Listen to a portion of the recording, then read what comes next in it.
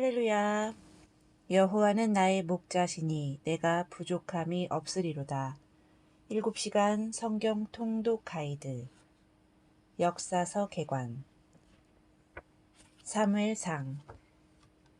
사무엘상에는 사무엘, 사울, 다윗 3명의 중요한 등장인물이 등장합니다.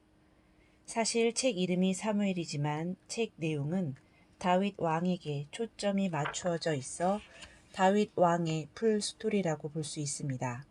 사무엘은 마지막 사사요, 선지자, 제사장으로서 사사시대에서 왕정시대로 넘어가는 가교 역할을 충분히 감당한 하나님의 사람이었습니다.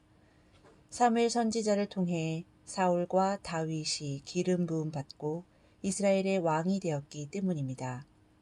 그는 거룩히 구별된 나실인으로서 하나님을 온전히 경외하는 믿음을 나타낸 귀한 하나님의 종입니다. 사실 사사 350년간 하나님은 이렇게 준비되고 구별되고 헌신된 사람이 나타나기만을 기다리셨다고도 볼 수 있으며 그런 준비된 자를 통해서 하나님의 위대한 역사들을 펼쳐 나가십니다. 말씀이 희귀했던 때의 사무엘 선지자는 하나님의 음성을 듣고 하나님과의 친밀한 관계를 형성하여 블레셋의 영향으로 신앙을 잃고 있는 이스라엘의 미스바 신앙 부흥 운동을 일으킵니다. 이방 나라들과 같이 자기들에게도 왕을 세워달라는 이스라엘 백성의 요구를 들어 결국 하나님은 사무엘 선지자를 통해 사울 왕을 세우게 되는데 문제는 처음으로 왕이 된 사울 왕이 하나님의 은혜를 잊고 변질되어 겸손했던 때를 잊고 교만하여 하나님 말씀에 불순종하게 된다는 점입니다. 그러자 하나님은 사울이 아닌 다윗을 사무엘로부터 기름 부음 받게 하고 왕이 되기까지 철저히 훈련시키고 준비시키십니다. 그래서 이스라엘 역사의 중심이 사무엘에서 사울로 또 사울에서 다윗으로 옮겨가는 것을 그린 것이 바로 사무엘상입니다. 여기서 왜 사울은 하나님으로부터 버림받고 다윗은 하나님의 마음에 합한 자로서 하나님과 언약을 맺고 형통하게 되는지를 생각해 보지 않을 수 없습니다. 그것은 말씀에 대한 절대적인 복종과 순종입니다. 사울 왕은 결정적인 때에 서너 번에 걸쳐 실수를 하며 불순종합니다. 그 첫 번째는 블레셋과의 전투 때 백성이 흩어진다는 이유로 제사장 사무엘이 해야 할 제사를 자기가 대신 행한 것으로 사울 왕의 교만이 나타난 사건입니다.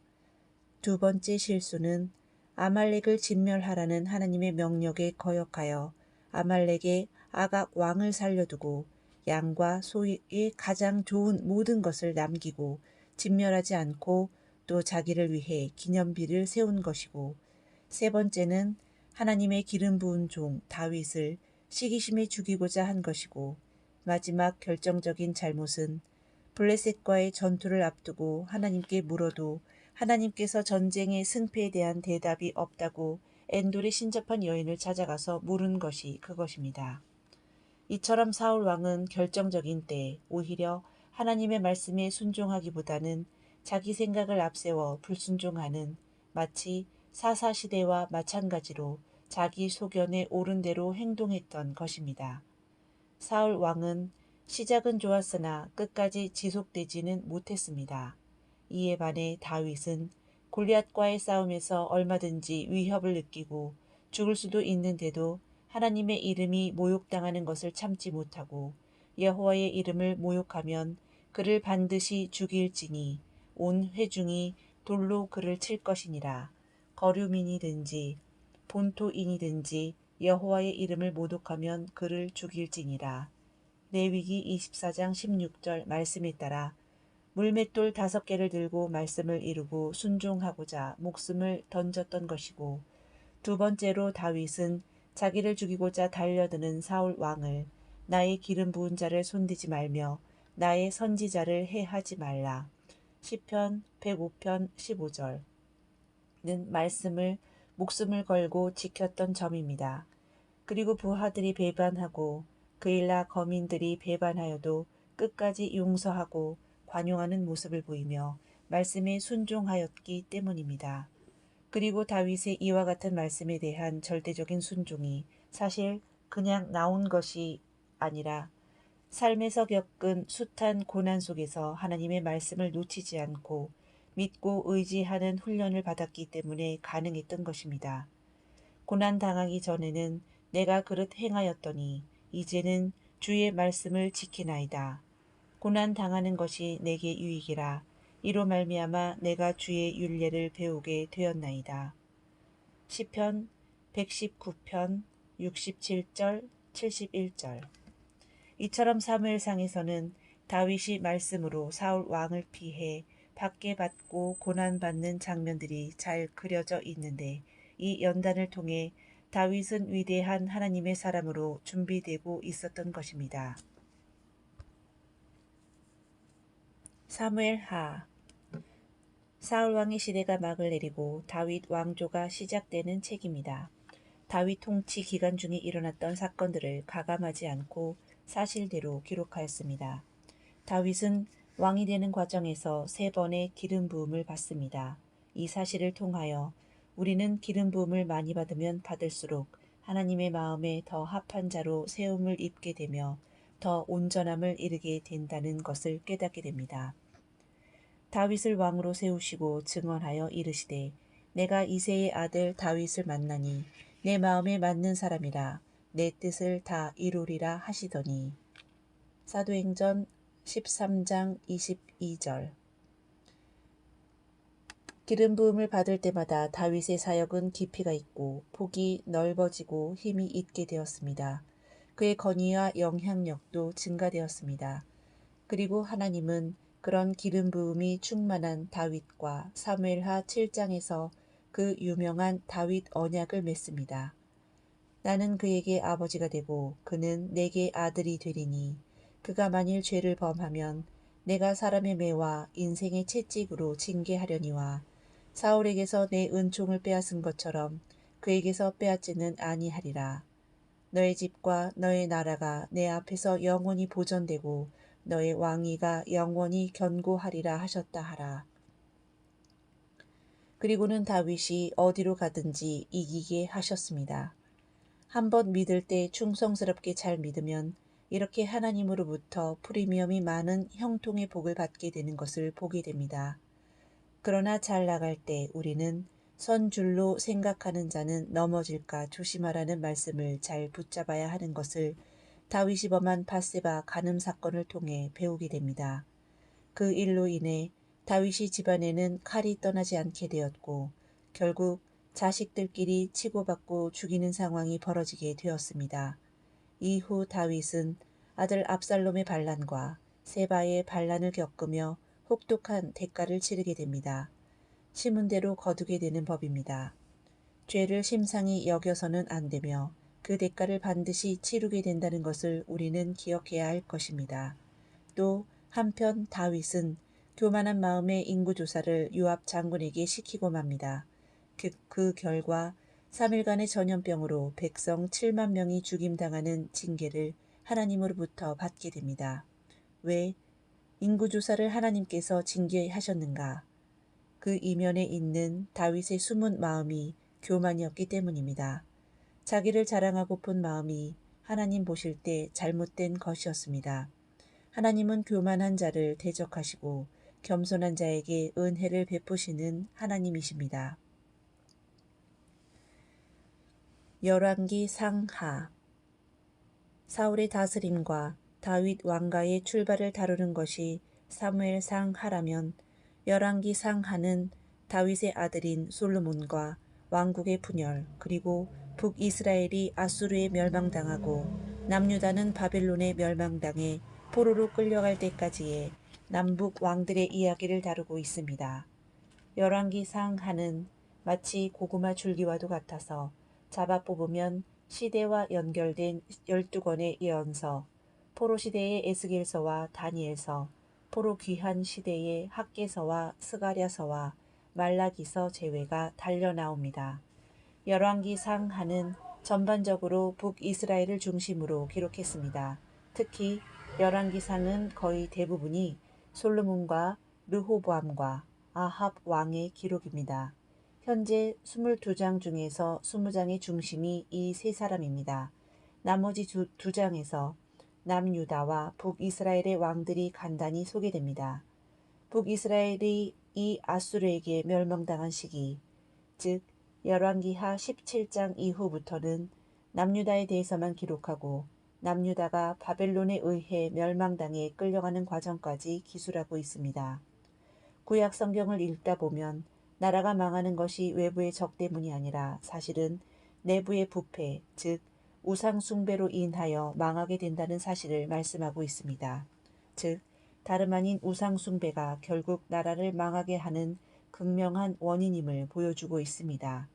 우리나라도 조선시대 500년간 성리학을 숭배하며 조상 제사를 지내며 극심한 우상 숭배에 빠지자 결국 일본에게 나라를 빼앗기는 비극을 맞이했던 것처럼 우상 숭배는 결국 모든 것을 망하게 합니다. 지혜의 왕 솔로몬이 이방 나라 예컨대 애굽의 바로왕의 딸과 결혼하면서 점차 끓는 주전자 속의 개구리처럼 점차적으로 우상 숭배의 늪에 빠져 헤어나오지 못하고 결국 나라를 망하게 하는 원인을 제공합니다. 그렇게 하나님을 잘 예배했던 솔로몬 왕인데 훗날 영안이 어두워 좌우 분별을 못했던 것입니다. 문제는 잘못 분별하고 판단 미스가 있다 하더라도 바로 돌이키면 되는데 솔로몬의 경우 하나님께서 2번이나 꿈에 나타나 경고했는데도 안 들었습니다. 죄는 습관성을 띠며 늪에 빠지듯이 빠지면 스스로 잘 헤어나오기가 어렵기에 처음부터 빠지지 말아야 함을 깨닫게 됩니다. 결국 다윗 언약을 기억하신 하나님께서는 솔로몬 왕 사후에 나라를 둘로 쪼개어 북이스라엘은 여로보암이 통치하고 남유다는 르호보암이 통치하도록 놔두십니다. 그런데 여기에서도 어처구니 없는 사건이 벌어졌는데 솔로몬의 우상 숭배 때문에 나라를 둘로 쪼개어 여로보암에게 하나님이 북이스라엘 나라를 주셨는데 오히려 여로보암 왕은 그 은혜에 감사하지 않고 적반하장식으로 더 큰 우상 숭배에 빠지는 모습을 보여줍니다. 베델과 단에 금송아지 우상을 만들고 레위인 아닌 보통 백성으로 제사장을 세우고 하나님께서 지키라고 명하신 절기도 무시하고 자기 마음대로 절기 날짜를 바꾸어 버립니다. 하나님의 말씀과 율례를 헌신짝 버리듯이 버리는 잘못된 모습을 보입니다. 혹 떼려고 갔다고 혹 붙인다는 속담처럼 솔로몬 왕 이후 우상 숭배를 진노해서 나라를 쪼개어 여로보암에게 주었는데 그렇게 정권을 잡으면 무조건 하나님께 고마워하며 잘할 줄 알았는데 오히려 더 악하게도 우상 숭배에 빠져 훗날 역사가의 입에 여로보암의 죄를 따라 행하였다라는 말에 잘못된 기준점이 되고 맙니다. 그래서 이제부터 하나님께서는 이스라엘 왕들의 길을 2가지로 평가하십니다. 바로 다윗의 길과 여로보암의 길이 그것입니다. 그런데 이후 북이스라엘에서는 여로보암 왕 이후 세워지는 19명의 왕들 모두가 여로보암의 길을 따라 우상을 섬기는 안타까운 역사가 이어지게 됩니다. 한편 솔로몬 왕의 뒤를 이은 르호보암 왕의 어머니 나아마가 암몬 사람이었는데 이것은 암몬의 그모스 신을 숭배하는 어머니 스라에서 자라난 르호보암 왕이 하나님을 제대로 섬기지 못하고 우상 숭배의 길로 갈 수밖에 없다는 것은 어찌 보면 당연한 일인 것입니다. 결국 솔로몬이 이방 나라 공주들과 결혼해서 인척 관계를 맺으면 전쟁의 위험 등 나라를 평화롭게 잘 다스리게 될 거라는 육신적인 생각이 결국 돌아오지 못할 다리를 건너는 것처럼 나라 전체를 우상 숭배지로 변질시키게 만든 주범이 되었습니다. 심각하게 받아들여야 할 부분입니다. 그래서 우리 삶 속에서 말씀이 아닌 육적인 편리함과 안락함을 추구하는 것을 철저히 배격하고 영의 사람으로 성령 충만해야 할 것입니다. 그래서 처음부터 신앙 면에서는 단호한 태도를 보여야 진정 지혜로운 자인 것입니다. 열왕기상의 뒷부분은 북이스라엘의 공경 가운데 몰아넣은 아합 왕에 대한 이야기입니다. 열왕기상과 열왕기하를 잇는 사람이 아합 왕입니다. 아합 왕은 시돈 지방의 옛 바알 왕의 딸 이세벨을 왕비로 궁궐내로 들입니다. 이세벨로 인하여 북이스라엘은 하나님의 사람을 죽이고 박해하고 우상 숭배지가 도처에 득실되는 나라가 되어버렸습니다. 이때 하나님께서는 엘리야라는 하나님의 사람을 준비하십니다. 난세의 영웅이 난다고 위대한 예언자가 나타났던 세대는 다 우상 숭배가 극에 달하는 악한 시대였습니다. 엘리야와 엘리사가 다 아합 왕 때 준비되었다는 사실은 우리의 환경이 열악하다고 해서 예수 잘못 믿지는 않는다는 사실을 다시 한번 확인해 줍니다. 하여튼 아합 왕 이후 북이스라엘이 멸망하기 직전 여로보암 2세 때는 국력이 최고로 좋을 때였습니다. 그러나 우상 숭배로 인한 영적인 타락으로 인해 요나, 호세아, 아모스 등 선지자가 거듭 회개를 촉구하며 멸망을 예언하는데도 주변 상황이 남부러울 곳 없이 좋으니까 귀를 닫아 걸고 외면했는데 이후 북쪽에서 신흥세계 강대국 아수르가 갑자기 등장하므로 처절하게 패망당하고 맙니다. 한치 앞도 내다보지 못하는 인생들이 하나님의 심판 앞에서 보여주는 어리석음을 북이스라엘 멸망에서 엿보게 됩니다. 또 열왕기서에서 한 가지 주목해 볼 대목은 악한 왕의 자녀가 선한 왕이 되고 선한 왕의 자녀가 악한 왕이 되는 경우가 많다는 점입니다. 악한 아하스 왕의 자녀 히스기야는 나중에 선한 왕이 되고 또 그 선한 왕 히스기야 왕은 가장 최고로 나쁜 왕으로 뽑히는 므낫세 왕을 자식으로 낳습니다. 그리고 선한 왕도 하나님의 형통케 하시자 교만해져서 실족하는 경우가 있다는 사실입니다. 우시야 왕도 교만해져 제사장을 무시하고 하나님의 제사를 함부로 대하다가 이마에 나병이 걸리기도 했다는 사실입니다. 또 요아스 왕도 처음엔 나쁜 왕이 아니었습니다. 자기를 돌봐준 여호야다 제사장이 있을 때만 해도 선정을 베풀었는데 여호야다가 죽자 악한 왕이 되어 여호야다의 은혜를 생각지 아니하고 심지어 여호야다의 아들 사가랴 선지자를 돌로 쳐 죽이는 만행을 저지르고 맙니다. 사람이 이렇게 변할 줄이야 사람 믿을 것은 하나도 없는 것 같습니다. 이때 남유다의 왕들의 기준점은 무엇이냐 하면 다윗의 길로 행하였느냐 였습니다. 본이 되는 믿음이 중요합니다. 바울도 내가 그리스도를 본받은 것 같이 너희도 나를 본받는 자가 되라고 고린도 교회 교인들을 향해 도전하고 있듯이 우리도 다른 사람들이 본받을 만한 모습이 있어야 하겠습니다. 아하스 왕은 자식을 불 가운데로 지나가게 하고 산당과 나무 아래에서 제사 지내고 아람과 북이스라엘이 동맹해서 쳐들어오니까 북방의 신흥 강국 아수르를 불러들여 싸웁니다. 나중엔 아수르 수도 다메섹의 제단을 보고 그대로 예루살렘에 본따서 짓는 우상 숭배의 극치를 보여줍니다. 한 가지 잘 이해가 안 되는 내용은 당시 전쟁은 자기들이 섬기는 신들의 전쟁 개념으로 생각하는데 그래서 싸움에서 이기고 정복한 나라는 피정복 국가에 자기네 나라의 신을 섬기도록 강요하는 것이 일반입니다. 그런데 아마샤 왕은 에돔을 쳐부수고 돌아오면서 오히려 에돔 족속인 세일 자손의 신을 예루살렘에 끌어들입니다. 그 결과로 북이스라엘에 패배당하여 포로가 되고 마는데 그토록 하나님께서 우상 숭배를 진노하시는데 싸움에 진 나라의 신을 섬기겠다고 예루살렘에 그것을 끌어들이니 정신이 나가도 이만저만 나간 것이 아닌 것입니다. 이렇게 11개를 보면 다윗 이후 다윗의 길로 간 왕은 히스기야 왕과 요시야 왕밖에 없을 정도로 우상 숭배가 극심하고 인간이 하나님을 떠나 타락하기가 얼마나 쉬운지를 깨닫게 됩니다. 사탄 마귀가 세상 임금으로 있는 이 땅에서 우리가 성령의 기름을 잘 준비하고 철저히 깨어 있어야만 승리하는 믿음의 삶을 살 수가 있음을 기억해야 할 것입니다. 내가 선한 싸움을 싸우고 나의 달려갈 길을 마치고 믿음을 지켰으니 이제 후로는 나를 위하여 의의 면류관이 예비되었으므로 주 곧 의로우신 재판장이 그날에 내게 주실 것이며 내게만 아니라 주의 나타나심을 사모하는 모든 자에게도 이라. 디모데후서 4장 7절로 8절.